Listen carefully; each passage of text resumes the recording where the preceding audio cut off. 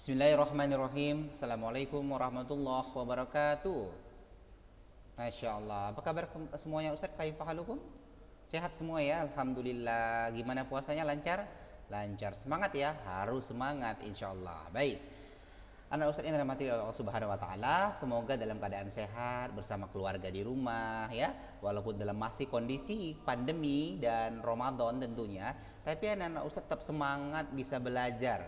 Itu semua karena karunia Allah. Oleh sebab itu, kita selalu mengucapkan kalimat hamdalah, alhamdulillahirabbil alamin dalam setiap keadaan ya, Masya Allah. Baik, langsung saja anak Ustadz kita akan bahas ya materi pada hari ini ya.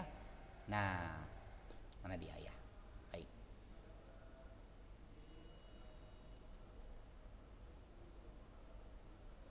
Baiklah anak-anak yang dirahmati Allah Subhanahu wa taala, sebelum kita melakukan pembelajaran pada hari ini, seperti biasa kita berdoa dulu anak Ustaz ya. Ya, bismillahirrahmanirrahim. Allahumma inni as'aluka ilman nafi'an wa rizqan thayyiban wa amalan mutaqabbala. Amin ya rabbal alamin. Baik anak-anak, ya langsung saja kita akan melihat mereview kembali pertemuan sebelumnya. Nah, di pertemuan sebelumnya anak-anak Ustadz kita telah membahas alat optik. Di antaranya apa anak-anak Ustadz? Iya, mata, benar sekali. Apalagi? Lensa, apalagi anak Ustadz? Prisma dan lain sebagainya. Adapun dikatakan alat optik karena berhubungan dengan apa? Iya, Masya Allah, berhubungan dengan mata. Nah, di depan layar kalian ada Ustadz ya, di depan laptop ataupun handphone atau smartphone kesayangan kalian ya, gunakanlah dengan baik, dengan positif ya. Itu ada quizzes yang Ustadz ambil dari nilai tertinggi di latihan minggu lalu. Nah, jadi bagi anak Ustadz yang belum ditampilkan, ya jangan berkecil hati, mudah-mudahan insya Allah suatu saat akan ditampilkan. Yang pastinya insya Allah nilai-nilai anak Ustadz itu semua sudah Ustadz pindahkan ke daftar nilai dan sudah Ustadz kumulatif, tenang saja ya. Nah, ini Ustadz hanya ambil salah satu dari teman kalian ya, yang nilainya 100 dan dapat nilai tertinggi ya. Baik, barakallahu fiik. Yaitu Ananda Ahmad Fadil Syahrifi, barakallahu fikum, kepada Ananda Ahmad Fadil Syahrifi. Kalau nggak salah Ustaz, Ahmad Fadil Syahrifi ini sudah sekian kalinya ya untuk nilai tertinggi ya, Masya Allah. Ayo teman-teman yang lain semangat ya, jangan mau kalah sama Ahmad Fadil Syahrifi ya. Ayo fastabiqul khairat, semuanya saling berlomba-lomba dalam kebaikan ya, barakallahu fik. Baik anak-anak, nah ini penjelasannya adalah akurasi ataupun quiz ini sudah dinilai ataupun sudah diskor secara otomatis anak-anak, sehingga penilaiannya sudah jujur ya dan objektif insya Allah. Nah, langsung saja ya ke pertanyaan yang pertama.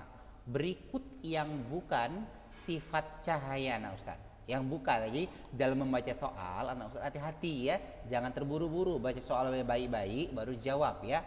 Nah, ini yang ditanya adalah yang bukan. Yang bukan adalah apa jawabannya? Nah, Ananda Fadil menjawab dalam waktu 28 detik ya, Masya Allah. Jawabannya adalah merambat melalui medium. Nah, jadi sudah dapat kita simpulkan ternyata si cahaya itu merambat tidak melalui medium, dia langsung. Contohnya saja misalnya cahaya matahari. Cahaya matahari sampai ke bumi secara apa Nana Ustadz? Masya Allah, benar, secara radiasi. Jadi itu menandakan bahwasanya cahaya langsung, tidak menggunakan, misalnya nggak menggunakan kabel atau nggak menggunakan besi ya kan. Nah, langsung mataharinya memancarkan cahayanya secara radiasi ke bumi, Masya Allah. Barakallahu fiik. Yang benar Ustaz ucapkan selamat. Yang kedua, pertanyaannya adalah sifat bayangan pada cermin datar. Nah, cermin datar misalnya cermin anak Ustadz bercermin setiap pagi, biasanya habis bangun tidur itu langsung mandi ya, jangan cerminan dulu, langsung mandi ya. Nah, Masya Allah, mungkin ada yang cermin dulu ya, nggak masalah ya.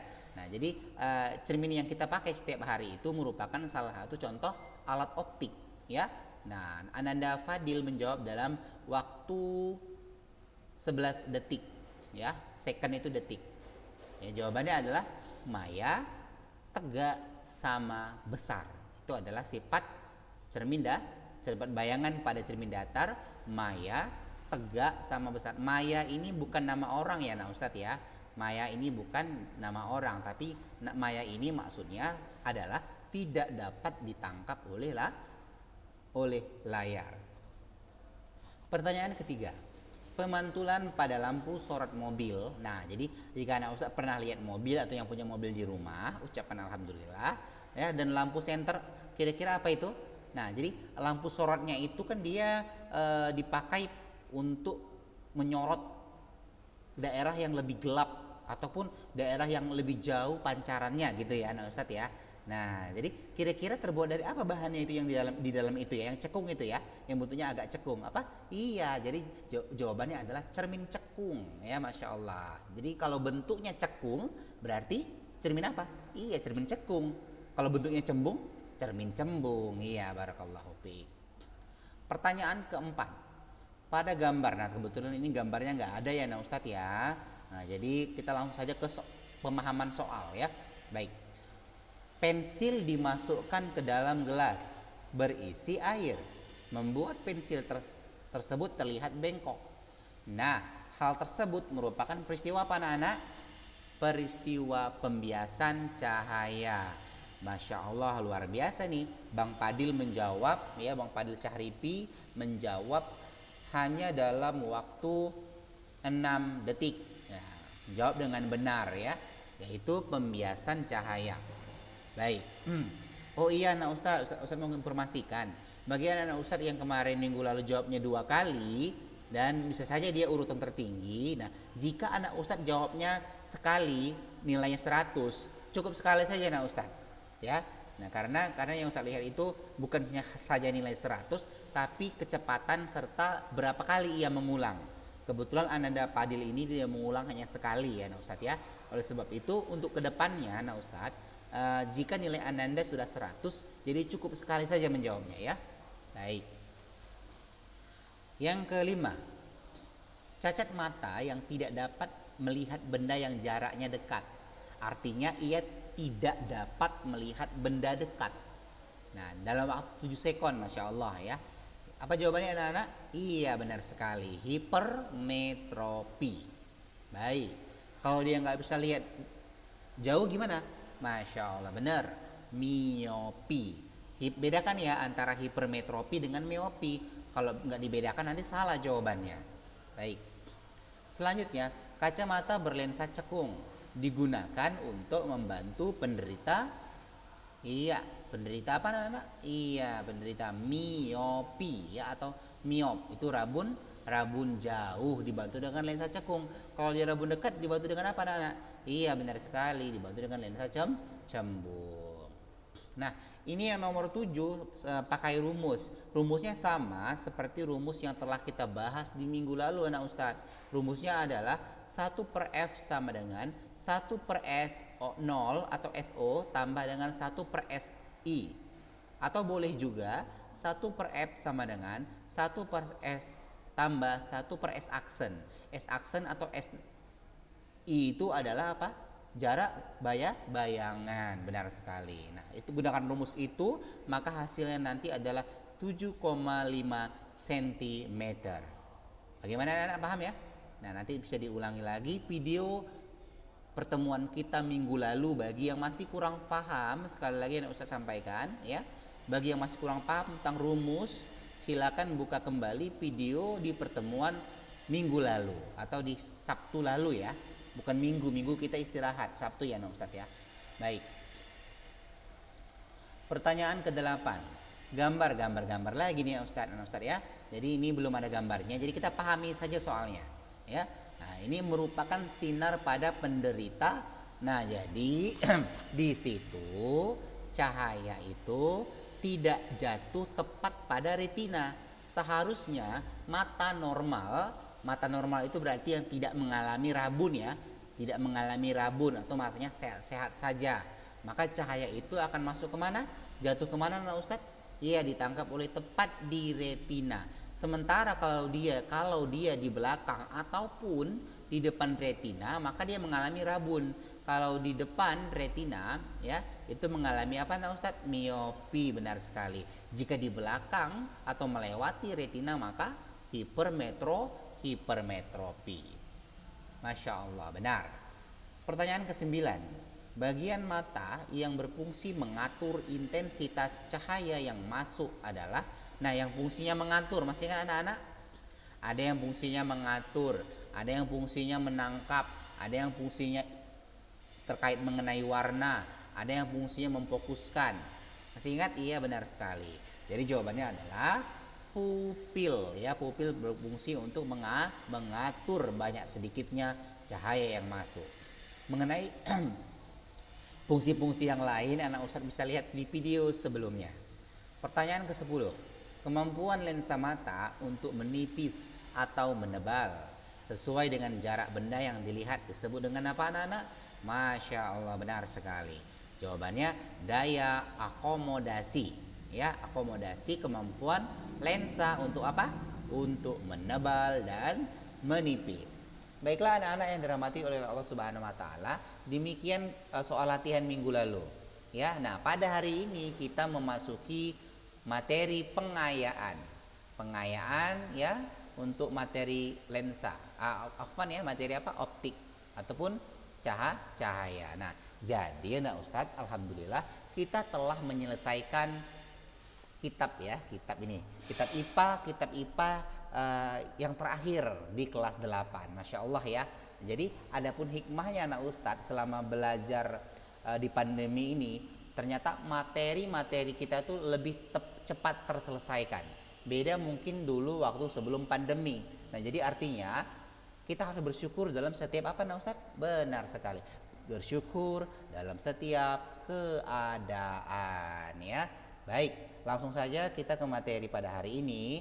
Adapun tujuan pembelajarannya dan juga cara belajar ataupun tugas pada hari ini, anak Ustadz kita akan membahas rangkuman sebagai pengayaan pada hari ini ya.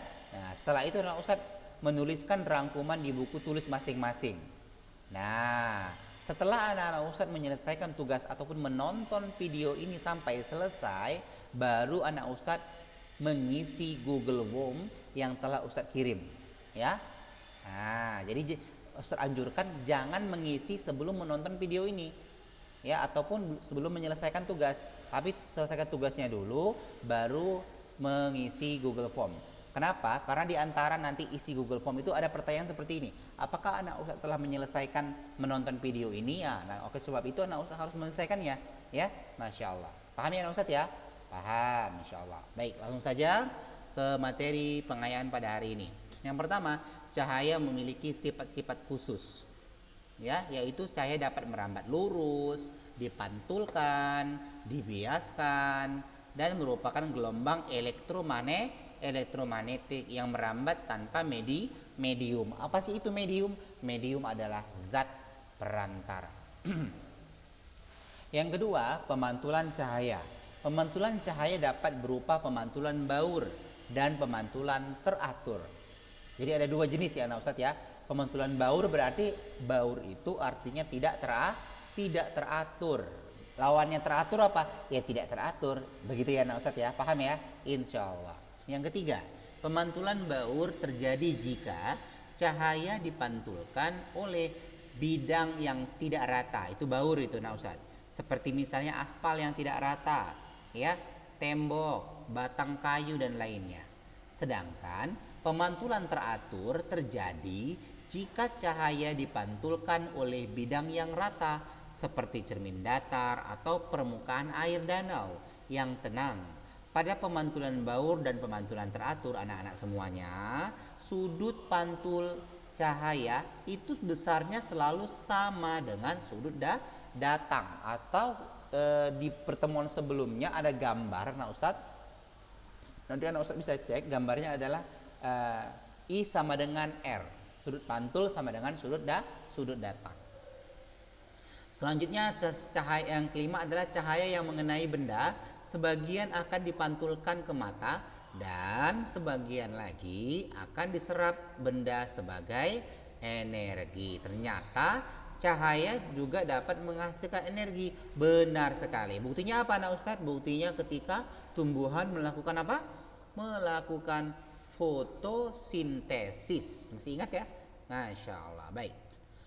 Cahaya dapat dipantulkan pada cermin datar, cermin cekung, dan cermin cembung.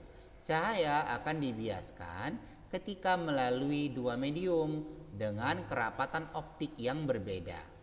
Cahaya dapat dibiaskan pada lensa cekung dan lensa cembung. Warna cahaya yang dapat dilihat tergantung pada panjang gelombang dari gelombang cahaya yang masuk ke mata. Tadi kita sudah bahas tentang warna-warna yang terkait dengan mata, itu tugas siapa nih Ustadz?